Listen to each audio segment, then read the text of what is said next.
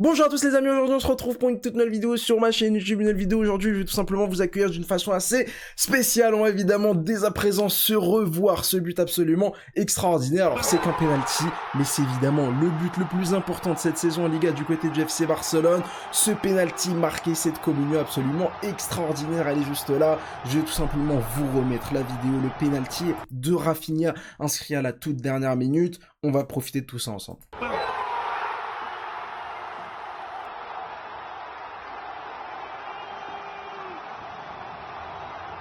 Incroyable. Incroyable. Le stade de Montjuïc qui évidemment explose sur ce but de Rafinha. Les amis, que dire? Les amis, que faire? Les amis, comment s'exprimer après ce match-là complètement fou, après ce spectacle complètement dingue, après ces 102 minutes de jeu complètement folles entre le FC Barcelone et le Celta Vigo? On en avait parlé il y a quelques heures, je l'avais dit, hein, que ce match-là du côté du FC Barcelone allait être un match compliqué, que cette équipe du Celta réalise vraiment une excellente saison, ils sont aux portes des places européennes, ils sont en course pour se qualifier en Ligue Europa la saison prochaine, pour une équipe qui ces dernières années s'est plutôt battue avec le maintien pour éviter de se retrouver en deuxième division espagnole. Aujourd'hui, on a eu un match d'anthologie, on a eu un match qui rentre dans l'histoire, on a eu un match de champion, on a eu un match qui, selon moi, offre officiellement la Liga au FC Barcelone. Alors évidemment, il restera encore 6 journées de Liga après ce match-là et après ce week-end de championnat espagnol, mais pour moi, le FC Barcelone a frappé un énorme coup en montrant tout simplement que le club catalan avait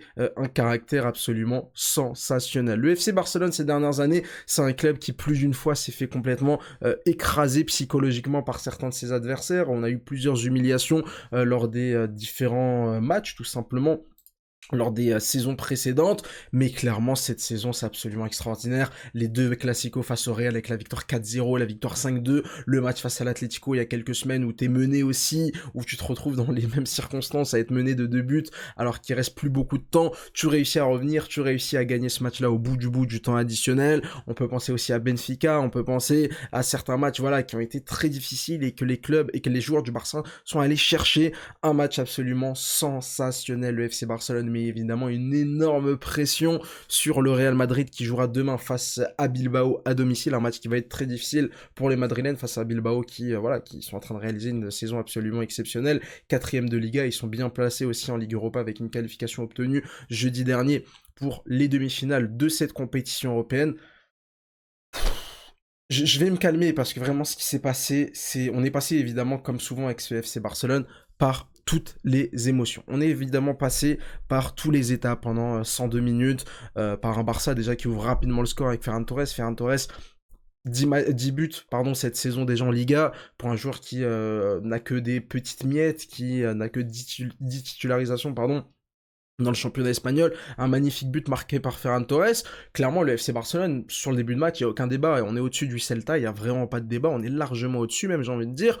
On a l'impression qu'on peut pousser pour aller chercher ce deuxième but, et puis après, il y a cette action un peu anodine, où Alonso va aller lancer l'ailier droit, je sais plus comment il s'appelle, du Celta, le centre pour Borja Iglesias, et puis là, Chesney qui nous fait une Chesney, j'ai envie de vous dire, Chesney, en fait, ce qu'il faut, il est excellent sur sa ligne, mais Chesney, il ne faut pas qu'il aille au-delà de la ligne de ses 6 mètres. Faut pas qu'il aille au-delà de la ligne de ses 6 mètres. À chaque fois, cette saison que Chesney est sorti de ses cages, est sorti de sa ligne de but, ça a été dramatique. On se rappelle évidemment du Classico en Supercoupe d'Espagne où il va aller concéder un carton rouge. On se rappelle du match face à Benfica en phase de saison régulière où il va aller faucher Baldé à l'extérieur de la surface. Là, il y a quelques jours, hein, face au Borussia Dortmund, avec ce penalty concédé dans les toutes premières minutes du match, avec une sortie complètement ratée alors que l'attaquant n'était même pas orienté vers le but et clairement se dirigeait plutôt vers les 6 mètres. Vraiment un Chesney qui commence vraiment à accumuler les erreurs et ça commence à faire beaucoup dans une fin de saison où clairement le FC Barcelone n'a plus de marge de manœuvre, on l'a vu aujourd'hui, dès que tu commences à laisser reposer Olmo, dès que tu commences à laisser reposer Fermin, dès que tu commences à laisser reposer Pedri en Ligue des Champions cette semaine,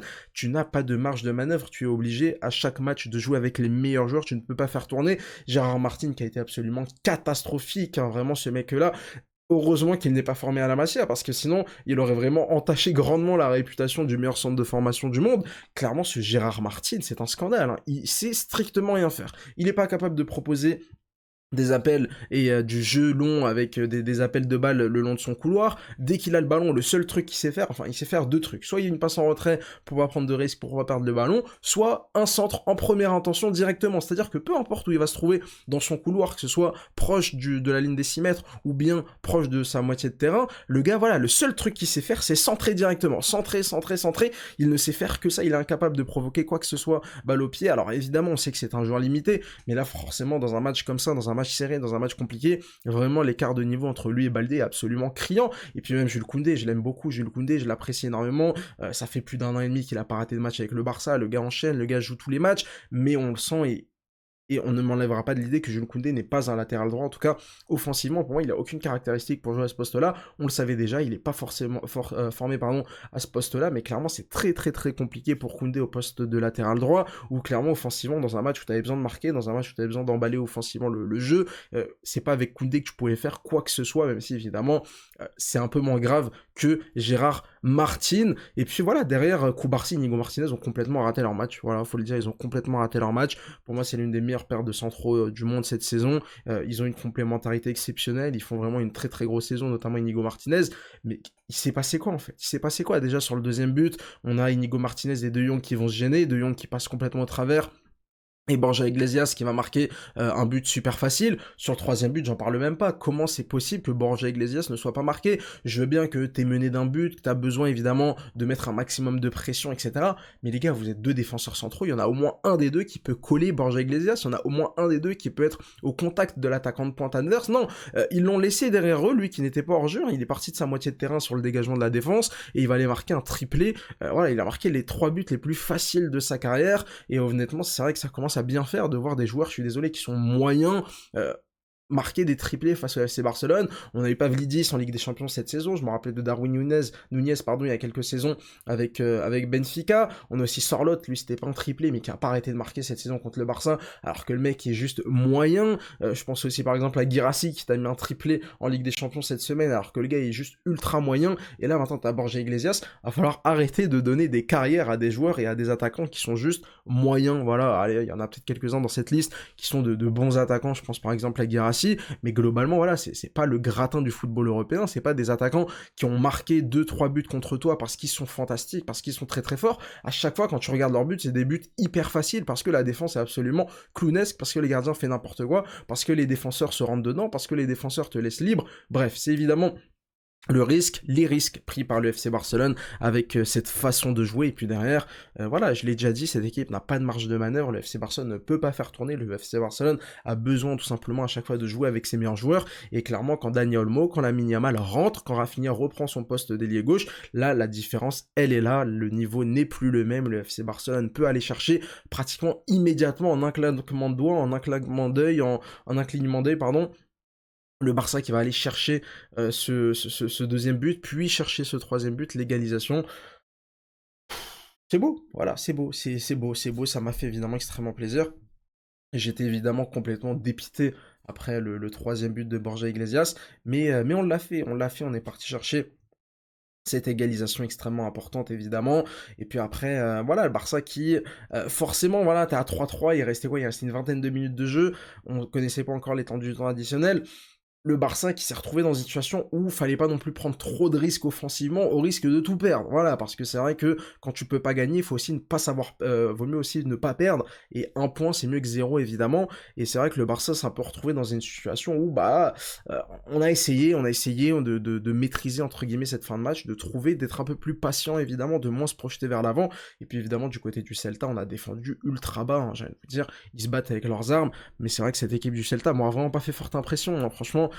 Je le dis, c'est une bonne équipe qui font une bonne saison. Ça faisait sur les 9 derniers matchs de Liga, ils en avaient perdu qu'un seul, donc c'est quand même une équipe qui était plus ou moins en forme. Sur les 10 derniers matchs de Liga, je crois c'est une équipe qui est 5e au classement, donc c'est vraiment une équipe qui était en très très très grande forme ces 2-3 derniers mois, mais clairement on n'a rien vu aujourd'hui, on n'a rien vu. Les 3 buts de Borja Iglesias, pour moi c'est 3 erreurs de la défense du FC Barcelone, c'est 3 cadeaux offerts par le Barça. Le Barça c'est vraiment compliqué la vie, mais voilà, c'est un match dans le caractère, fallait le gagner. Déjà évidemment vis-à-vis de la Liga, t'étais obligé de gagner ce match là. Mais évidemment, dans le caractère, ça a été quand même absolument fantastique. Alors évidemment, il y a quelques points négatifs hein, dans ce match-là, surtout la blessure des Lewandowski. Malheureusement, j'ai l'impression qu'il voilà, il se tenait l'arrière de la cuisse gauche. Forcément, on sait qu'une blessure musculaire, bah, c'est minimum 2 à 3 semaines d'absence. C'est compliqué d'être blessé musculairement et de revenir plus tôt que ça. C'est un joueur qui commence à prendre de l'âge, donc au niveau de la récupération, ça va prendre plus de temps que si c'était par exemple un Lamine Yamal ou un Koubarsi qui se blessait à 17-18 ans. C'est évidemment une très mauvaise nouvelle, même si pour moi Lewandowski a raté son match aujourd'hui. Ça reste un attaquant qui pèse, ça reste un attaquant dont tu avais besoin pour affronter ce fameux sprint final avec ces 2 matchs encore face au Real, ces 2 matchs face à l'Inter, cette potentielle finale de Ligue des Champions, cette fin de saison en Liga. C'est vraiment une très mauvaise nouvelle pour le FC Barcelone. On espère évidemment que les nouvelles seront bonnes, on espère que voilà, il sera juste absent lors du prochain match face à Mallorca et que dès le week-end prochain face au Real Madrid en Copa, j'espère qu'il sera là, mais en attendant, c'est vraiment pas une très bonne nouvelle. Et puis après, voilà, on a eu 8 minutes de temps additionnel.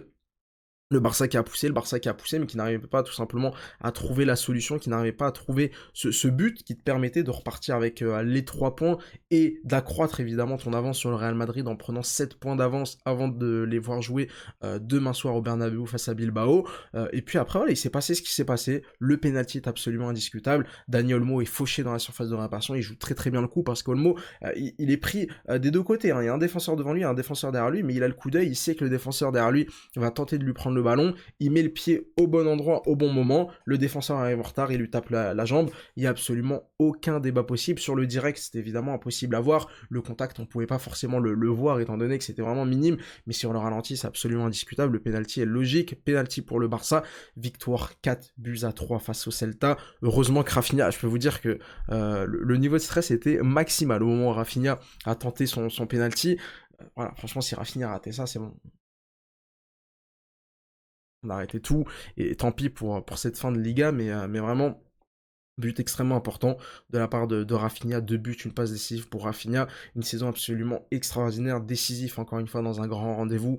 Rafinha qui aura été phénoménal sur la fin de match, même si évidemment en première mi-temps je pense qu'il peut largement mieux faire. L'entrée de Yamal évidemment décisif, l'entrée d'Olmo décisif, Pedri toujours aussi bon, même Frenkie de Jong a été plutôt excellent. Vraiment, moi ce que j'ai pas compris dans ce match-là, c'est les 2 zigotos qu'on avait en défense centrale, Koubarsi, Inigo Martinez qui ont fait n'importe quoi, Gérard Martin qui n'a pas le niveau, Chesney qui arrête pas de donner des buts aux adversaires, mais si t'enlèves ces 3-4 jours-là, clairement le Barça a fait un bon match, le Barça prend 7 points d'avance, donc le Barça entame tranquillement cette semaine extrêmement décisive. Prochain match mardi face à Mallorca, à domicile encore une fois. C'est vrai que le Barça joue beaucoup de matchs à l'aller, à l'extérieur, à cause des travaux du côté du Camp Nou, joue beaucoup de matchs lors de la phase retour à domicile, et donc forcément voilà, ça te permet d'enchaîner plutôt tranquillement. Il n'y a pas de déplacement, il n'y a pas d'avion, etc. Là les joueurs c'est tous au frigo, tous au frais, tous au massage, tous aux soins, et on se concentre évidemment pour ce dernier sprint final. Ouais, cette vidéo compliquée avec toutes ces émotions. Mais écoutez, comme je l'ai déjà dit, je sais pas où va aller ce Barça, je sais pas si le Barça va remporter la Liga, je sais pas si le Barça va remporter la Copa, pardon, je sais pas si le Barça va remporter la Ligue des Champions. Je ne sais pas quels seront les titres remportés par le FC Barcelone à la fin de la saison, mais quoi qu'il arrive, on aura vécu une saison 2024-2025 absolument sensationnelle, absolument extraordinaire, absolument phénoménale, avec des rebondissements, avec des matchs à suspense, avec du spectacle, avec des buts, avec des performances individuelles, collectives, absolument sensationnelles. Nous qui avons vraiment vécu, je vais dire, le cauchemar, l'enfer pendant 4-5 ans, mais c'est vrai que ces 3-4 dernières années en tant que supporter du Barça ont été très compliquées. Là, c'est un véritable miracle hein, ce qui se passe, donc forcément, je tiens encore une fois à remercier Hansi Flick pour cette saison fantastique, et on espère évidemment qu'elle sera tout simplement couronnée de succès en allant chercher le triplé Coupe, Championnat, Ligue des Champions. Les amis, merci d'avoir suivi cette vidéo, n'hésitez pas à mettre un petit like, à vous abonner si elle vous a plu, n'hésitez pas à me dire ce que vous en avez pensé de ce match-là. On se retrouve dès demain pour le débrief du match entre le Real et Bilbao, avec évidemment, on l'espère, hein, des points perdus par cette équipe madrilène qui n'a plus le choix. Hein. Là, les Madrilènes, ils sont obligés de faire un sans faute, même si le Real gagne tous ses matchs jusqu'à la fin de la saison, le Real peut ne pas être champion d'Espagne. Forcément, mathématiquement, ça va être dur pour le Real de revenir, mais j'ai envie de vous dire, ça commencera dès demain face à Bilbao. Merci d'avoir suivi cette vidéo, et j'ai envie de vous dire à demain soir après le match face au Real. Merci.